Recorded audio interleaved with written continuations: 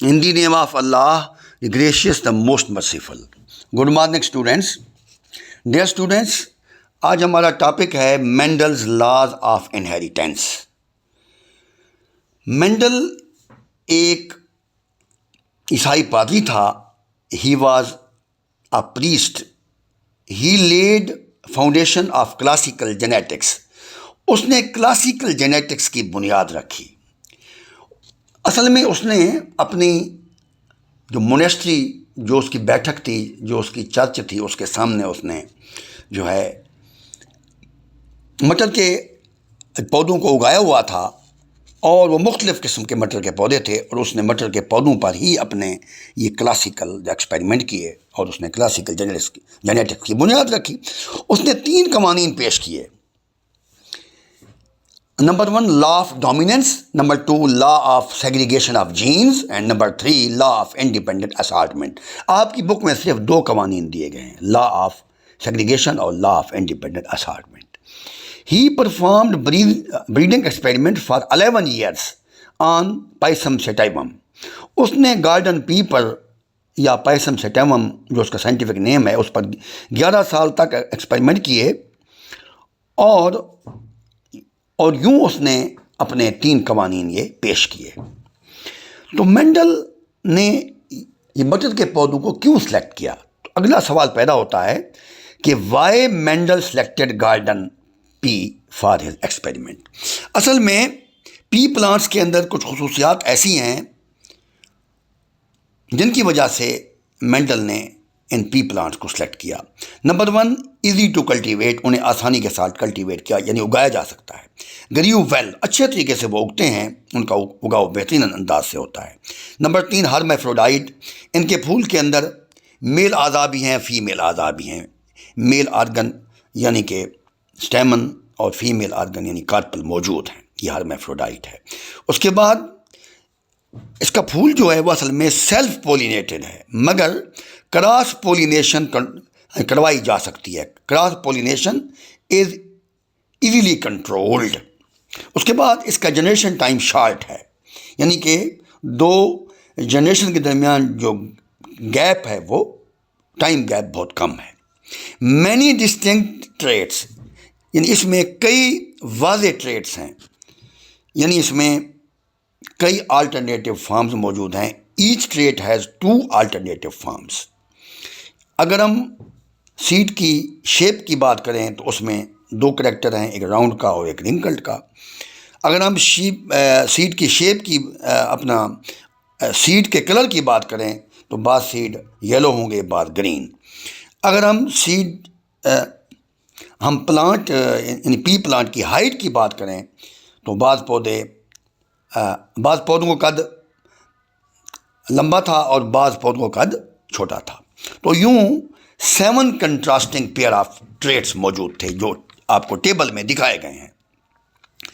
یعنی اس میں ہم دیکھ رہے ہیں کہ کل 14 کریکٹر ہیں اور 7 ٹریٹس ہیں، 7 پیئرز آف جو کریکٹر موجود ہیں.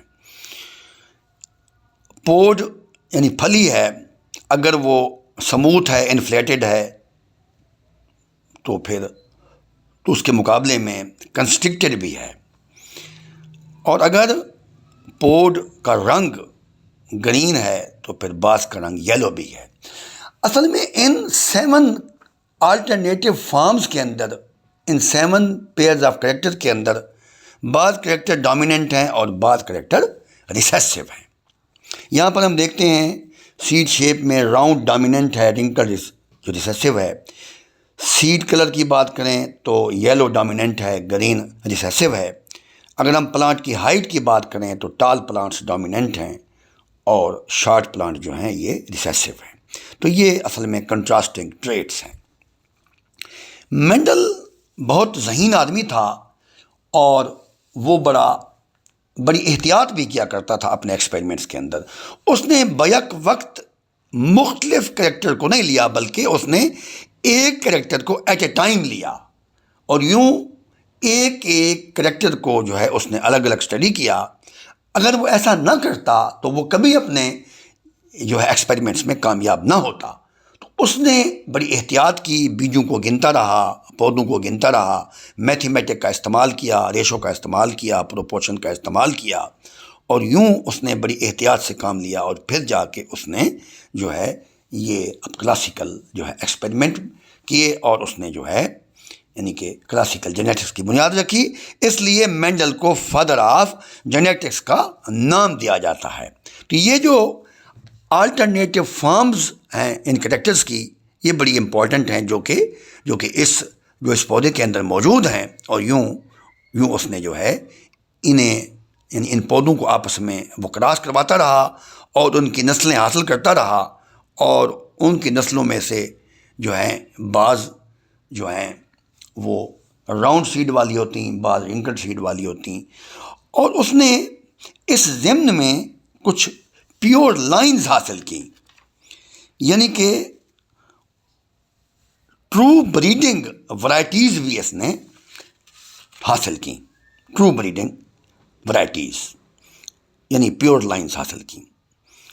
تو اب ہم بات کریں گے کہ مینڈل کا لا آف سیگریگیشن ہے کیا۔ تو سب سے پہلے ہم ڈیفائن کریں گے مینڈل کے لا آف سیگریگیشن کو۔